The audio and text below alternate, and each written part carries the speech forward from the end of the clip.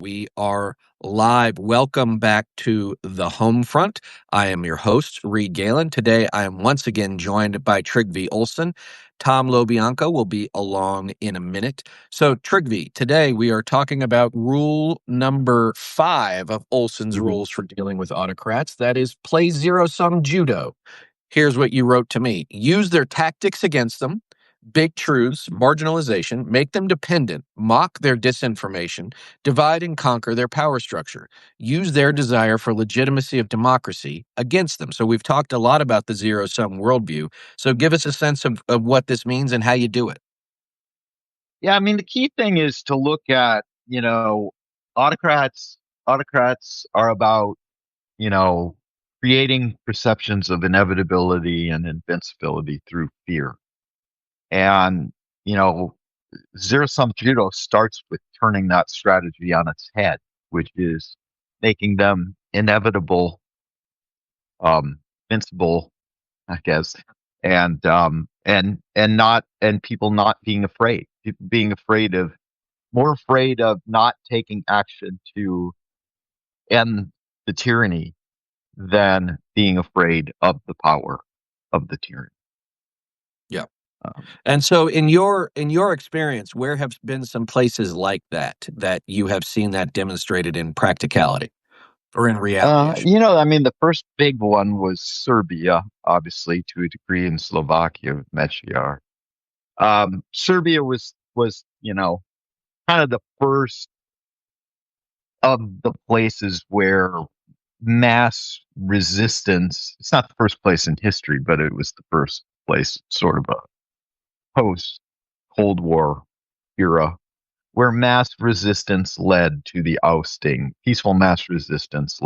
ousting of Milosevic. Um, Obviously, it happened in Ukraine and Georgia, and to a degree, there's the Green Revolution. Obviously, one of the guys that we got to know in 2020, of course, had made a movie and was distant in that. In You mean Egypt, and you're talking about in Egypt. in Egypt. Obviously, in some places, the autocracy came back. They were certainly less established than we are in the U.S., for example. But yeah, mass peaceful resistance is really complicated for autocratic regimes. It's what keeps them up at night. Um, but to do it effectively, zero-sum judo is really about taking those tactics, and taking that strategy and turning it on its head. One of the tactics that they're constantly using, another example of zero-sum judo is, autocrats are great at divide and conquer. And you see that happening with, sort of the broader pro-democracy space here. Um, and yet, in reality, part of the way that you break them is by dividing and conquering them, right? Like and justifiably they should be. They're a little bit on defense today about Kristi Noem and what happened out in California with the senator. Um, the all the voices should be speaking in one voice. That arresting, throwing U.S. senators who identify themselves, the tape is clear. They've reached the point where Fox News is claiming, is going with her claim that he never identified himself. There's literally video that shows that Well, that's the that's first not thing the he case. did. Yes. And so, and furthermore, I think he's ranking member on the committee that has oversight over DHS, or certainly over immigration. So she must have be pretty unlikely that she didn't. That should they're but instead of one universal voice talking about that today, if you look at sort of the broader non-Trump space, the messaging's all over the planet. You've got the people talking about Israel bombing Iran, and a million different things, and that's what they do. They distract. They use whatever they have access to, when in reality, real zero-sum judo and divide and conquer would be trying to force Trump to disavow what happened. Because quite frankly, let's face it, Reed, we both know this. There's a whole lot of Republican senators who are not very happy about what they saw. Well, because they're afraid that it could happen to them. Correct. And maybe Trygve, and welcome Tom. And maybe that's what they're even worried about to this moment. Not that they will identify themselves in a public forum, but that one day, guys in a Jeep will pull up in front of their house, right, and take them off in the night. Correct. But if they don't, the point that needs to be getting made to them today is it becomes far more likely that they'll reach that point if there isn't universal condemnation of what happened. And that is if they're not dividing and conquering, and if that can happen without consequence. Because it was clear that this was not a case of somebody trying to provoke that. I don't think he went there trying to provoke getting arrested. He went there literally to ask a question. That was Right, pretty clear but from the video. I think that's true. But also, he had to know that there was a chance that could happen. Yeah, for sure. For sure. But that shouldn't impede him as a United States senator from when a federal official is in town from going and wanting to ask a question. No, not at all. And I know several people that know Padilla personally, and they said that he is a very mellow person. He is a very cool character, and that for him, this was something where he had to have been really frustrated that he felt like he needed to go there personally and try and ask a question to her point blank. And I would bet there's Republicans on the Senate side, given his reputation, that are actually pretty friendly with him, who are probably, on a personal level, certainly very outraged by it and did not view it as some kind of political, Yeah, I mean, right? he's been around a long time, not surprisingly, and he's never been known as a bomb thrower or, a hair on fire kind of guy. All right, so, Tom, we're talking about this idea of zero sum judo and using the tactics that can divide and conquer. Let's stay there in the Senate for a second because whether or not it's this stuff with Padilla or whether or not it's this bill that's going through, right? I would imagine that there are a lot of fissures and fractures that could and should be exploited because, like, the Senate has certainly, it's not quite the saucer that cools the tea anymore, but it certainly is still, relatively speaking, more civil, I would say, and its members Yeah. probably, as my dad, God rest his soul, used to say, they'd all still wear togas if they thought they could get away with it. And so, how do you see it in Washington? I mean, are there guys, that still say like, "Oh God, I hate this. I don't want to do this," but again, they're locked in place for fear that, again, of something like what happened to Dia, but under cover of night. I'll tell you, I'm seeing the Democrats get better at the performative stuff, and I don't want to put Padilla in that category because having federal agents, whoever of whatever aid, Secret Service, ICE, FBI, whatever, throw a U.S. senator to the ground and cuff him, that's real. All right, that's not performative. Okay, but showing up when Kristi Noem, the Department of Homeland Security secretary, would not answer questions. All right. So, like, the understanding, and that kind of goes back to rule number one, understanding the game that you're in. I would argue the last 8 years, the Democrats did not understand the game that they were in. Now they're starting to catch up to it. All right, some of these Doge subcommittee hearings with Melanie Stansberry and Greg Casar, Robert Garcia, holding up a picture of the world's biggest dick, Elon Musk. All right, so they get it, Guys, right? normally it's a family show. This is a special Yeah. Friday. Uh, Well, his middle name might be Richard. We don't know. All right. See, but I don't know that stuff is really. You don't Yeah, think that's I'm not helpful? sure. No, Hmm. I think if in Russia where you have a full on autocracy, Hmm. yeah, it is. In the United States today, they would be far better off not trying to do as much of the performative and with the Hmm. people that are really going to decide these kinds of things. And the truth of the matter is, having been spending some time trying to understand at a deeper level, um, how the public and just the people respond beyond just political, but really at an empathetic level, or and sort of at a base level. The people who really are on the fence, and this probably isn't surprising, right? Like, our underlying personality traits and other parts of our brain determine to a large degree how we approach politics. Hmm. And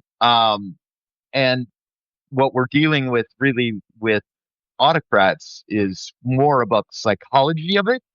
In a normal win-win democracy, right?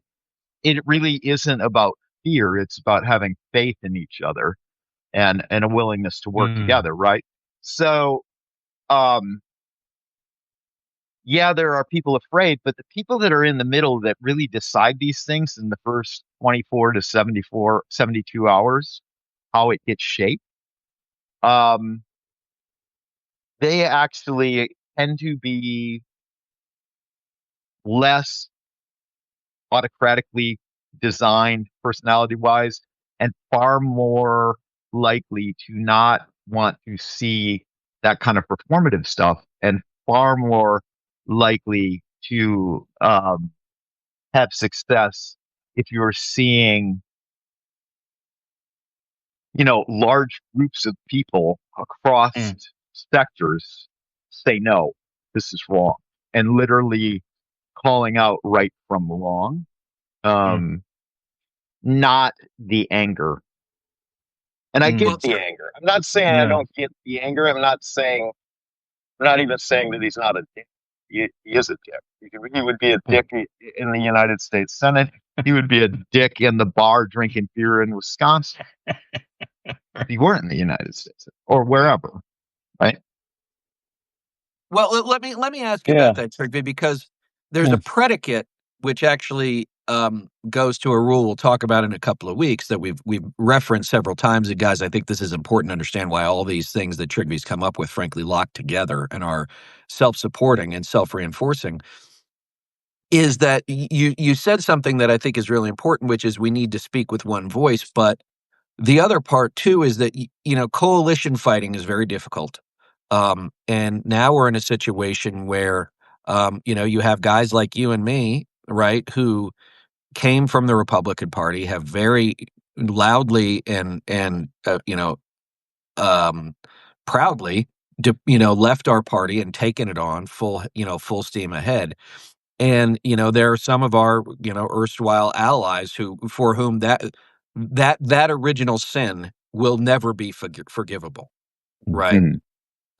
And how do you contend with that? Because I'm going to post something that speaks directly to this, about these big no kings things that are happening tomorrow, which is you have to believe that if you're willing to stand on a stage or walk out on a street or turn your back on everything you ever knew, personally, professionally, whatever, that you have checked the box of being, a good guy or a good gal.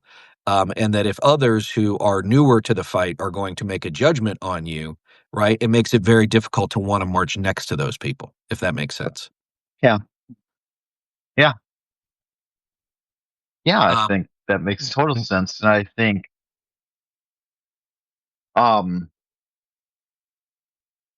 I think the, you know, I, I was doing some playing around with some scenario stuff, of how things could unfold and looking at it with data. And, and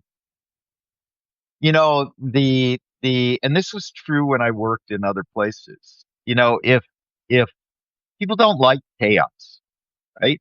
Chaos, yeah, most people don't like chaos, but there are people who do like it. Pretty clear that there's people within MAGA who like chaos, but it's also true if they're honest. And I wrote about this on Substack over the last week. There are people on the left who want chaos too, because they believe it. Use political chaos. Most people don't like don't want chaos. And so, like, if you look at escalations of violence in places, to some degree, it's the Reichstag fire, right? Like, that was all about the middle in German politics, and it was the communists and the Nazis fighting for public opinion to win over those in the middle who was to blame. And um, when running simulations on here in the U.S., one of the things that becomes readily apparent, if the protesters are perceived as initiating the violence against federal troops, 8 to 12% higher support for Trump for doing what he's doing. If there's a unified response and the feds are just there and they beat up a bunch of protesters, it goes the other way at even greater numbers. And so, and the truth is, you never know when the tipping points come. And Democrats are not, the left and the pro democracy group is the majority of people, but they're not the majority in terms of they lost to Donald Trump multiple times.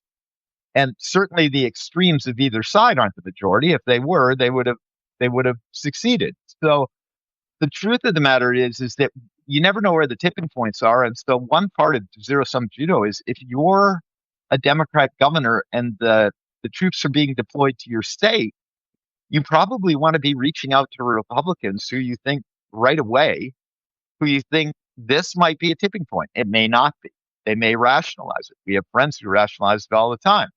But you have to keep trying because the truth of the matter is the coalition isn't big enough. Coalition were big enough, the problem would be solved.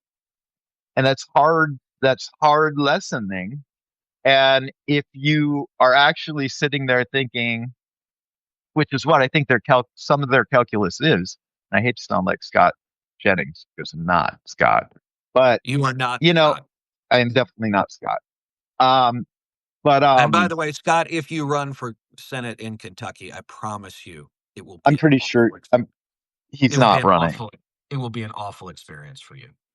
Somebody said to me last night. Even if you win, it will be an awful experience for you. Yeah, I don't think he would like being in this. I think he's happy with. But there's a part of me that really it's far less lucrative for him to be in the U.S. Senate. I know, but there's a part of me that really to do it. Just anyway, sorry. Yeah, but anyway, so what I was saying is the reality is there is this battle for public opinion, and the real key in this divide and conquer is zero sum judo at its greatest point. Like every time something happens, like what happened in California, people need to be thinking about who are people that might be impacted like this, even if they may not come out and make a public pronouncement. You know, I wrote earlier in the week about, or maybe it was last week, I don't remember, but I wrote about how democracy isn't going to be solved in one soundbite or one press conference or one moment. Or and the people, election cycle. Yeah, right. And the people who are doing stuff that's really heroic are the people every day doing something small, because you eat an elephant by one bite at a time. But what I was saying about Jennings is this, not wanting to sound like it, but the reality is, I think if those on the left really believe that democracy is at stake, then they're going to be willing to execute Stalin rule and unite with anybody. And I will tell you, I'm not sure that there are a lot of people who aren't there. My Substack lesson was, I literally wrote a piece where I suggested that Reagan talking about the shining city on a hill wasn't partisan. And if you actually read the piece, you would see the next thing that I said in the piece was one only need to look at John Kennedy's inauguration speech, where he talked about that's not what you can do for your country. I got attacked by the progressive left just in spades about it, that you couldn't, that Reagan and Kennedy and blah, blah, blah. And I'm like, if you think that only one side, the extremism is only a problem on one side, you probably need to look in the mirror to find an extremist. Well, I know that's not a message that people want to hear, but it's true. No, but this is the point, Tom, is that what Trygve says goes back to one of the earlier rules, right? Which is speak truth to power. And power can take many different forms. It can take the form of a president sitting in a White House, or it can take the form of a hive mind sitting on Blue Sky or another social media thing that has determined collectively that it has both the ability and the place in the world to make judgment calls like that, to say, no, Trygve, you're wrong, that your opinion, that your viewpoint, even based on decades of experience, is wrong because simply I don't agree with it and I don't like it, therefore it's invalid. Like, what does that sound like? I mean, what makes you wish George Carlin was still alive? Amen to that, right? The flip sides of the speech police. All right, pick your speech police. All right, the ones in the White House or the ones on Blue Sky. Okay. And that's not everybody, I would note too. And also I think that's just something, I mean, to me at least, as a reporter, somebody who, you know, after I killed my Twitter, but, for 16 years was on Twitter, progressively got more Nazi-esque, in the replies, over the years. I don't know. I mean, that kind of washes over me. But I'm also kind of used to it. Um, the I think that I'm looking at actions from the White House, and how they react to things. You know, it's remarkable, and this kind of goes to what Trick was saying earlier about the power of peaceful organizing, showing up constantly, being omnipresent.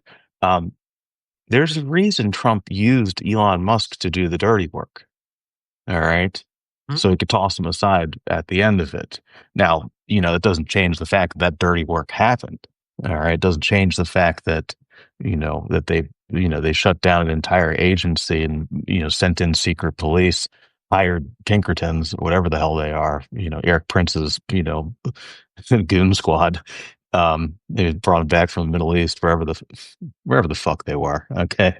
And locked out sitting members of Congress that they did, that, Trump's personal lawyer, filed, as a New Jersey prosecutor filed an indictment against a sitting member of Congress. All that stuff was real. We talked about this last week a little bit. They need to be in the present. All right. They can't have a past, which exposes their lies. They can't have a future, which shows the weakness of their grip on power.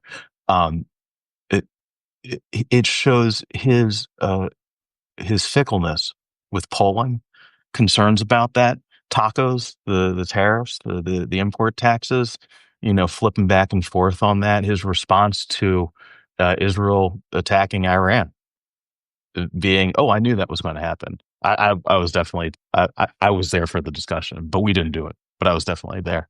Like, all that is sensitivity from him.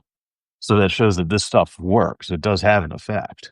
Well, I mean, I think, that's, Trygve, Tom mentioned taco, and I was thinking about that in the context of California, right? Trump always chickens out, right? And it is true, right? He is a big fan of the big bold statement.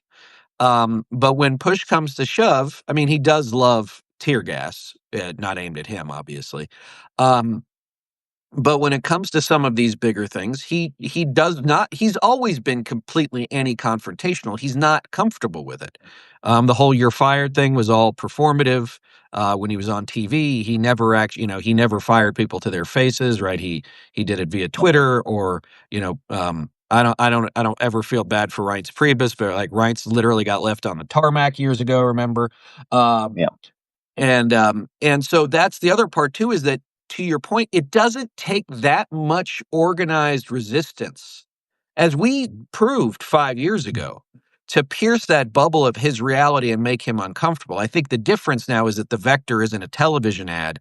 It's, as you said, people that, come to him and say, you're going to wreck the economy. You have no idea what's going to happen. Because that's the other part too, is that if something does go wrong, and typically presidents have something go wrong, as he has previously, he doesn't want to get the blame for it. So he does tend to chicken out. So he is very loud, he is very big, but he's also very brittle. Mhm. Yeah. I mean, they're all brittle. All vertical power structures are brittle to some degree, right? Because I mean, have you ever read, what's his name, Talib, where black swans, fooled Oh, by yeah. randomness, all of that. The last book in that series is called Skin, and in Skin in the Game, the brittle nature of vertical versus horizontal power. Like the strength of horizontal power is because power is dispersed.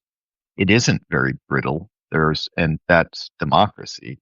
Whereas autocratic sort of rule tends to be more brittle because it's up down. And so somewhere in the chain, the power breaks. It it isn't able to continue to impose itself.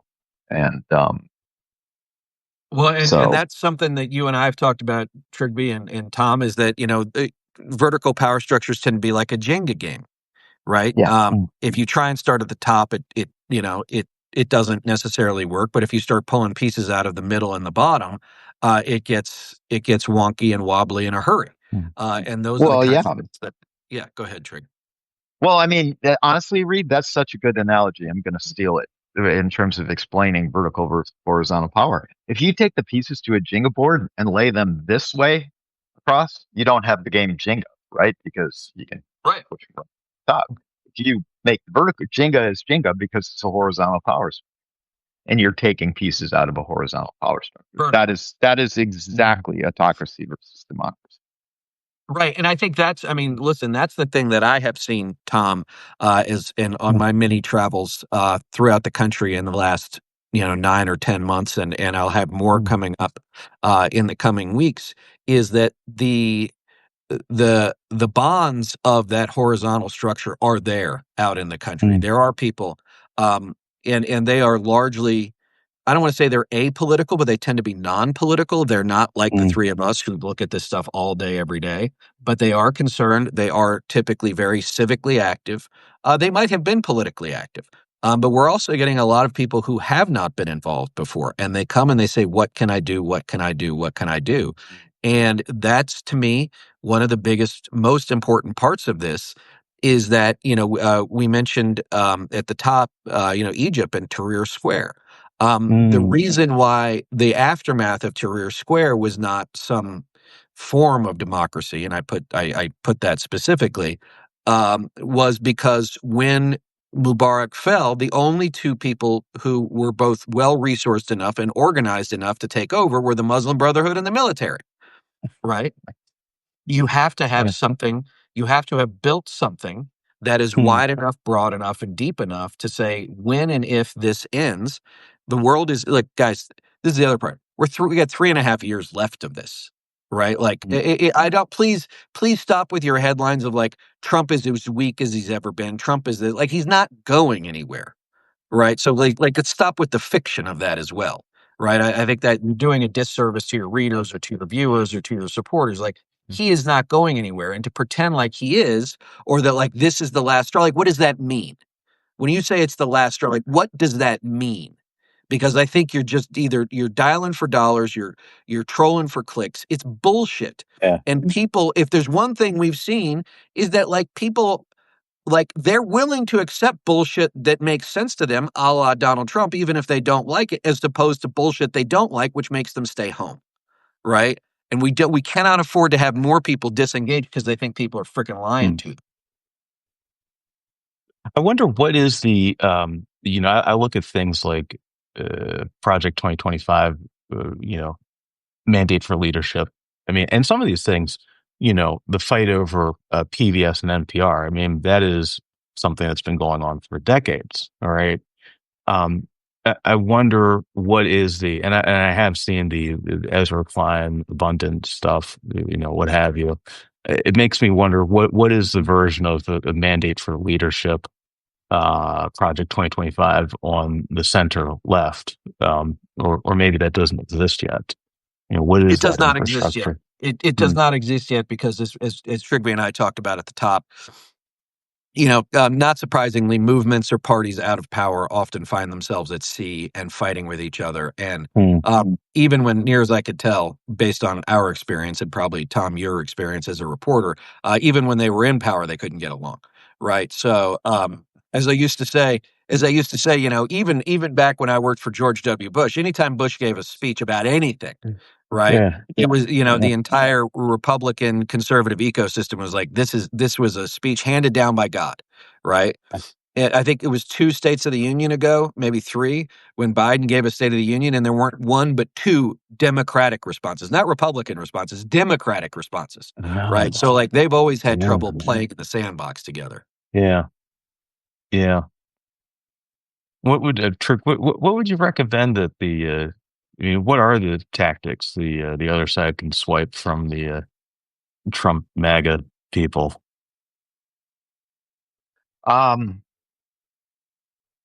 Well, I think a few things. One, I think the MAGA world is really good at. I mean, the first one is more a Republican Democrat thing, and it's a lesson Reed and I talk about all the time.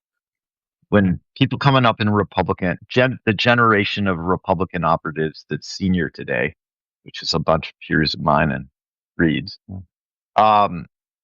they were all raised understanding politics that you build narratives.